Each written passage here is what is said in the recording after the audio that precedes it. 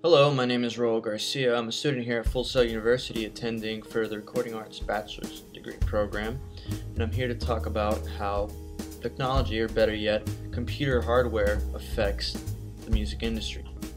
Technology is a huge factor in the recording industry, and without it, we'd probably still be recording on the expensive and time-consuming tape medium.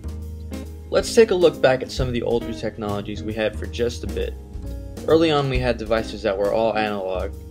There was no real way to directly edit them or even sometimes retry a take. Luckily, we advanced in our technologies and eventually came up with a digital medium. While some may argue that the analog sound is better, nobody can truly debate that digital audio recording opened up an entirely new world for the industry. Now we are able to automate all sorts of different things, from volumes to delays. We can delete a take or bring it back at the click of a mouse. We can adjust our levels, EQ, and even pan all in one program. Computer hardware has really taken the recording process to new levels. So why is it important to have a good amount of knowledge in computer hardware? I mean, you're just going to be recording stuff, right? Not necessarily. Think of it this way. You'd probably want to have a good amount of knowledge in music theory if you're going to be playing an instrument. Why? Because if you don't have the right knowledge, you're not going to be able to fully utilize the tools at hand. In this case, the machine that's going to be recording everything that you're going to be recording.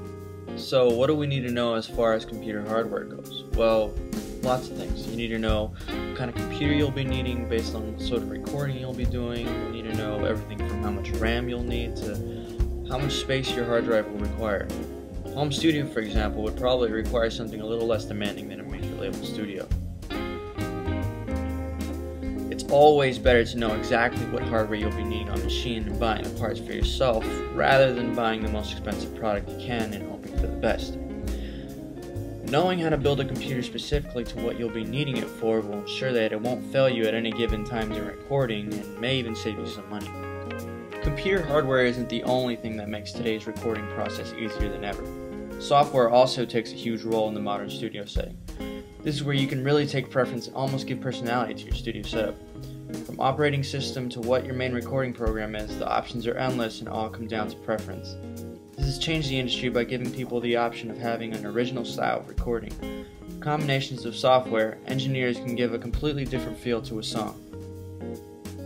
Some examples of popular recording software that are being used today are Logic Studio, Pro Tools, and Ableton.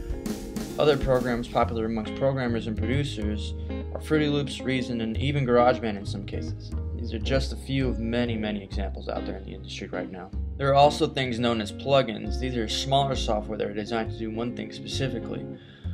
One example of a very popular plugin at the moment is Auto-Tune. Love it or hate it, Auto-Tune has taken the hip-hop industry by storm and has basically created a genre in itself. It's not hard to see how computer software and hardware affects the music industry.